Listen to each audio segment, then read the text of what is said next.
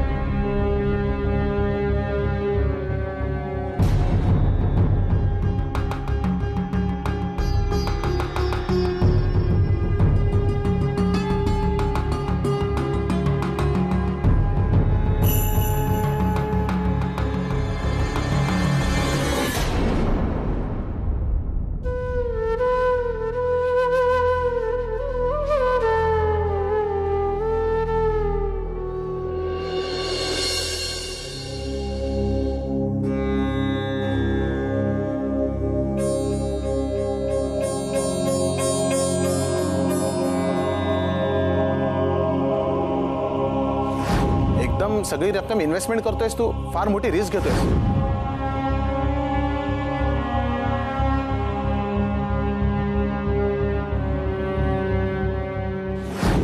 Sir, risk घेतल्याशिवाय फायदा सुद्धा होत नाही, आणि मला कमी दिवसात खूप जास्त पैसे कमवायचे. मी जे करतोय ते बरोबर करतोय ना? मोठा फायदा डोळ्यांसमोर ठेवून चुकीच्या रस्त्याने तर जात नाहीये ना? विपुल असता तर त्याला तरी विचारलं असतं. हे सगळे पैसे गेले तर मार्केटमध्ये कधी काय होईल काही सांगता येत नाही. तसं झालं तर परत झिरो पासून सुरुवात करावी लागेल. नाही, असं काही होणार नाही. शमिकाची एवढी पॉझिटिव्ह एनर्जी माझ्या पाठीशी आहे. सगळं ठीकच होईल.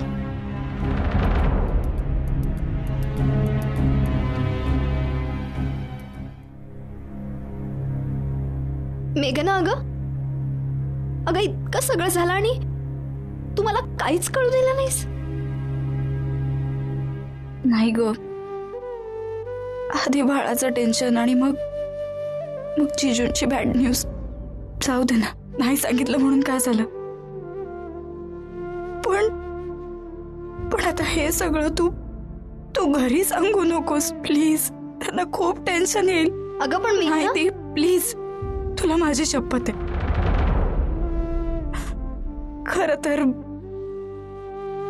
खरं तर मी तुमच्या सगळ्यांच्या समोर येणारच नव्हते, पण मग बाळाचं कळलं, आणि हे सगळं होऊन सुद्धा मी नव्हते तुझ्या जवळ. ह्याचं खूप वाईट वाटलं ग मला.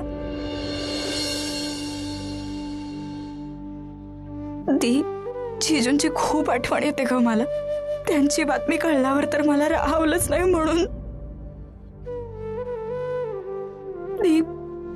पण मला प्रॉमिस कर, तू हे सगळं घरात सांगणार नाहीयेस प्लीज. दीदी प्लीज, वाटल्यास मी हात जोडते दे, पण कुणाला सांगू नकोस. अगं वेडी आहेस का तू?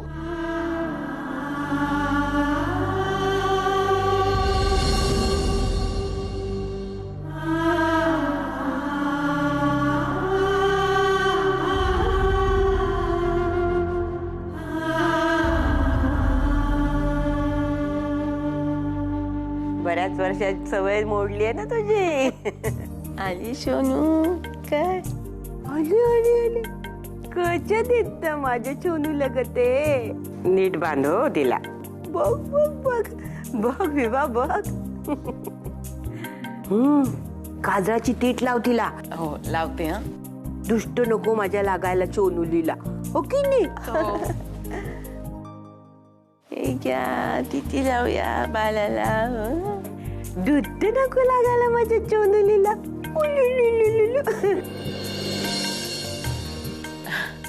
शमिका,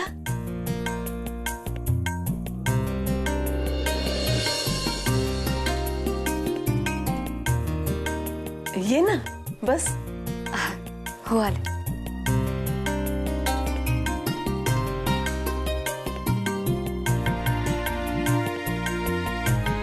कोण आले पाहिलं का?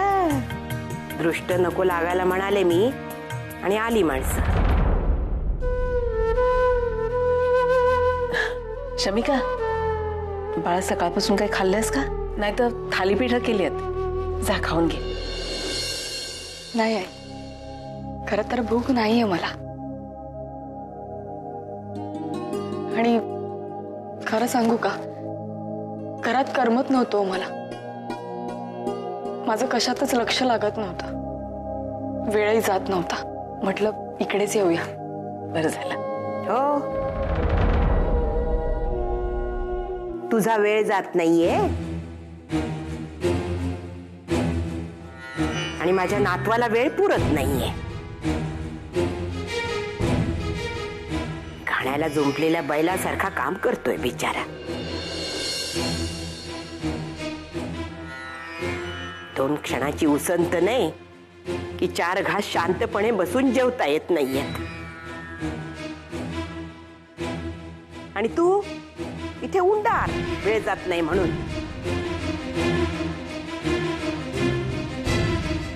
आणि आम्ही काय करमणुकीची साधनं आहोत ग? हो,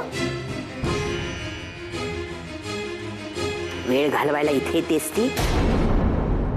सासूबाई, असं का म्हणताय? अहो, अभिला जेवढा त्रास होतोय, आपल्याला जेवढा त्रास होतोय, तेवढाच किंवा त्याच्यापेक्षा जास्त त्रास शमिकालाही होतोय. कारण मनस्तापाबरोबर अपराधीपणाची भावनाही आहे तिच्या मनात. आणि वर तुम्ही तिला टोचून बोलताय. हो, सोन्यासारखी सून आहे ना तुझी. तिला काही बोलता कामा नाही मी. हो, शमिका माझी सून आहे आणि गुणाचीच आहे. आणि जे काही घडतंय त्यात तिचा काय दोष आहे सासूबाई? हे घर तिचंच आहे.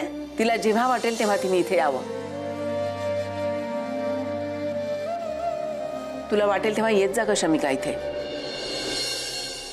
हो, कुणाच्याही घरी फटकल मारून बसलं आणि चकाट्या पिटत बसलं तर घर त्याचंच होत नाही. हं? काय बोलते, मला शिकवते. घर त्याचं होतंय. तुझीच फूस असल्यावर मग काय, सगळ्या गोष्टी तशाच होणार. काय बोलण्यासारखंच नाही आता या घरात. शमिका, मला नको लावून घेऊ म्हणाला त्यांचं बोलणं. नको लक्ष देऊ त्यांच्याकडे. त्यांनाही त्रास होतोय ग, म्हणून बोलतात त्या. बाला, सोनू, मामीला म्हणावं मामा गली नाले जेवायला. खरंच, अभि आज दुपारी जेवायला घरी येणार आहे. काय बनवशील त्याच्यासाठी? तू बनवलेला गाजराचा हलवा खूप आवडतो त्याला. करशील? जा. मामीला म्हणा लवकर जा. मामी येतो छान छान खाऊ करणार ने मामासाठी. थँक गॉड आंटी तुम्ही परत आला. आता कसं छान वाटतंय ना घरात. नाहीतर ती शमिका आणि आशू फक्त अभिजितचा जप करत बसायचं. स्टुपिड गर्ल्स आहे. आणि थँक गॉड माहितीये, डॅडनी त्यांना मनाई केलेली भेटायला, अभिजित आणि शमिकाला. नाहीतर तुम्हाला माहितीये, त्याचंही डेस्टिनेशन हेच घर असायचं. मला कधी कधी कन्फ्युजन व्हायचं की त्यांचं हे घर आहे की ते.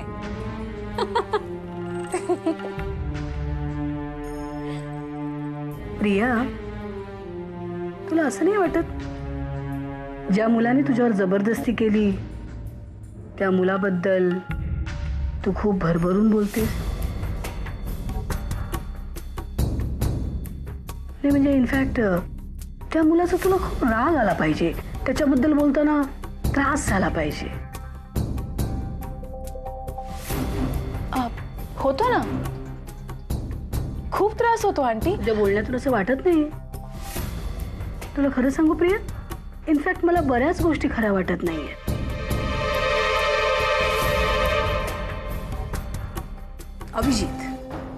अभिजित सारखा मुलगा डोकं ताळ्यावर असताना, शुद्धीत असताना इतकी मोठी गोष्ट करणं अशक्य आहे. शुद्धीत असताना नाही, हे सगळं नशेत असतानाच तर घडलंय. कोण नशेत होतं, तो की तू? दोघेही. जे काय केलं त्यानेच केलं. Priya, for your information, Abhijit दारू पित नाही. But he was drunk that day. What do you mean? तो दारू पिऊन आला होता? नाही, ते माझ्या घरी होता ना. म्हणजे तो दारू पित नाही हे माहीत असताना तू त्याला जबरदस्ती दारू पाजलीस, राईट? नाउ टेल मी, जबरदस्ती कोणी केली? त्याने की तू? मम्मा पण प्रिया खोटं का बोलेल? हो आंटी, माझ्यावर विश्वास ठेवा ना. एक मिनिट प्रिया, या विश्वासाच्या गोष्टी तू अनिरुद्ध बरोबर कर, कारण त्याचा तुझ्यावर विश्वास आहे. त्याला असं वाटतं की त्याने तुला पूर्ण ओळखलं, पण तो अजून अभिजितला ओळखत नाही बेटा.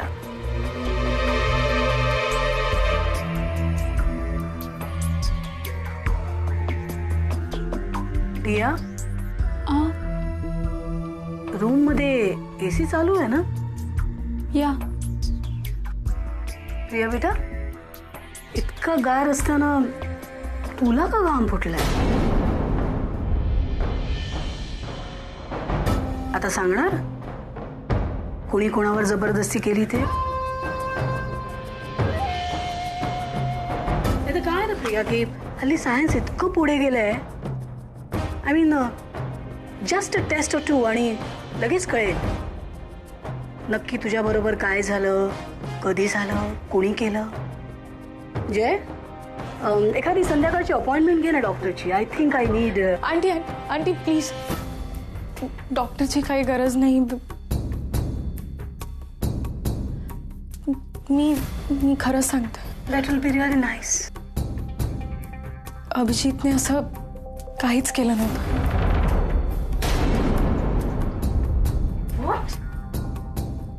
आमच्यात असं काहीच घडलं नव्हतं. प्रिया, मग तू हे सगळं? अगं का? रिया, माझं अभिजितवर प्रेम होतं.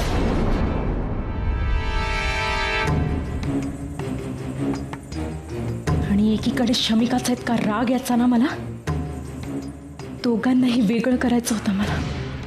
म्हणून मी हा प्लॅन केला होता.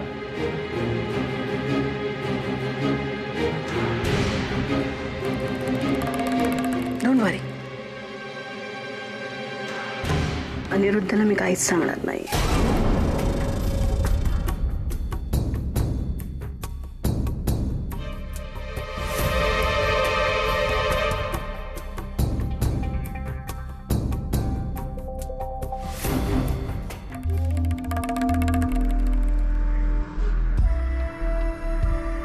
कच्चे खिलाडी.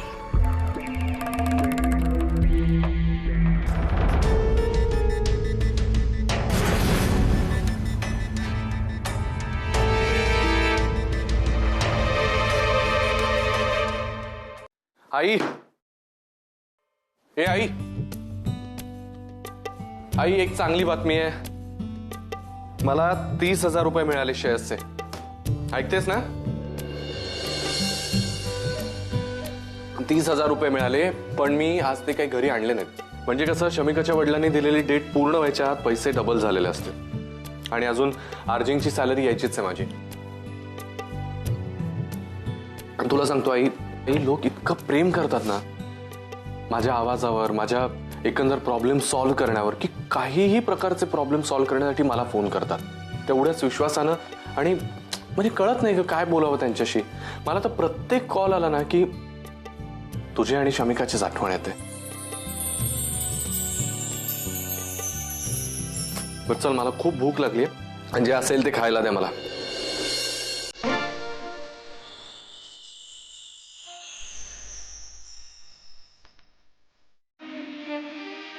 भिन्न येशी ओवळे ऋतू सुगंधी सादरे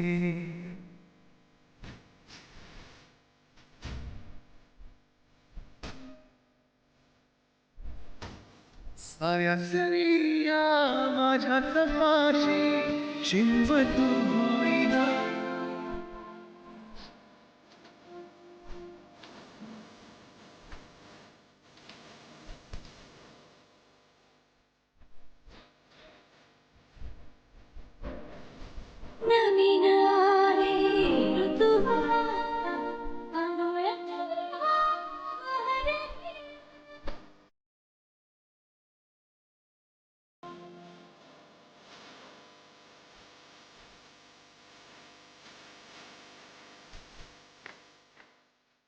जागून तारे मोजतो आहे तुझ्यात मी रुजतो आहे कधी तुला ग कळेल सारे खेळ आहे जुना माझी या प्रियाला प्रीत कळेना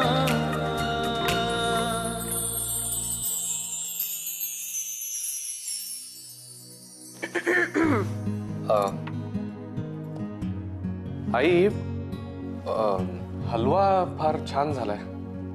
हो का? ऐकलंस का शमिका? हलवा फार छान झालाय. हा केलाय कोणी? माझ्या सुनेनी केलाय म्हटलं.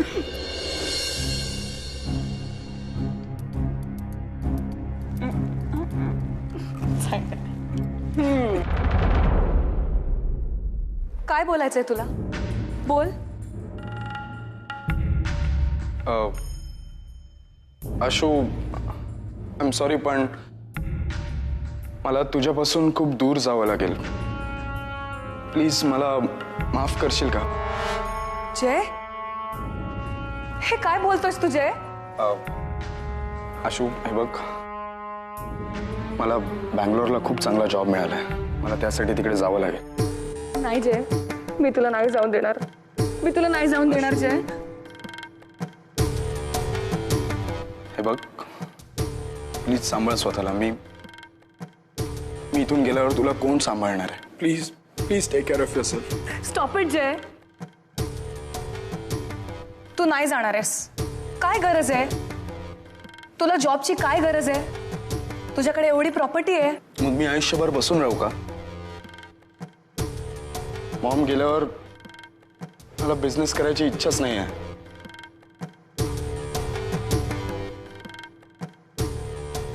मला पण जायची इच्छा नाही आहे ग. पण मी काय करू सांग ना.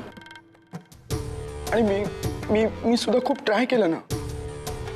मी खूप ट्राय केलं मुंबईत पण नाही शक्य झालं. तुला काही ऑप्शन सुचतंय का?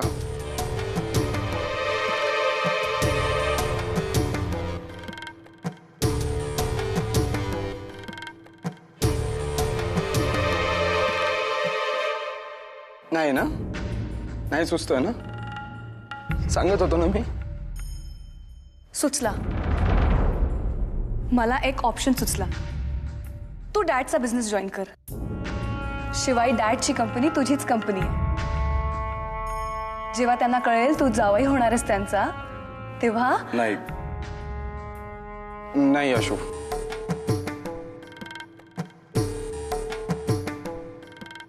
नाही आशू. माझ्या मॉमनी जाताना काही नाही तरी स्वाभिमान देऊन गेली आहे मला. लोकांनी माझ्याकडून माझं सगळं हिरावून घेतलं. माझं घर, माझी प्रॉपर्टी सगळं.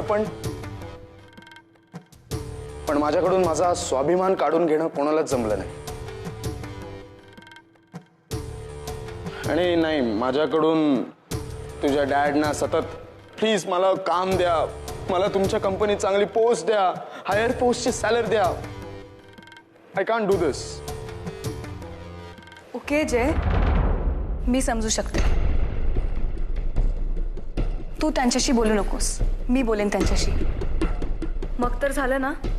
आणि जय आता नाही म्हणू नकोस. मला तू जवळ हवायस जय, मला तू माझ्याजवळ हवायस.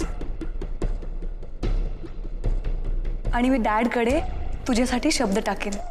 काळजी करू नकोस.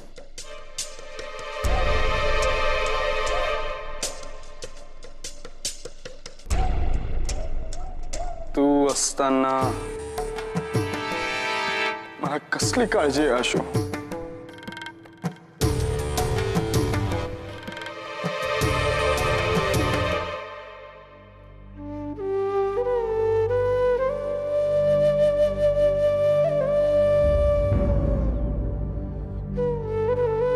सोनू आता गाई काय केल्याची आई आल्यावर उठायचं आणि माईला सांगायचं बोल का आपण किती छान छान केलं.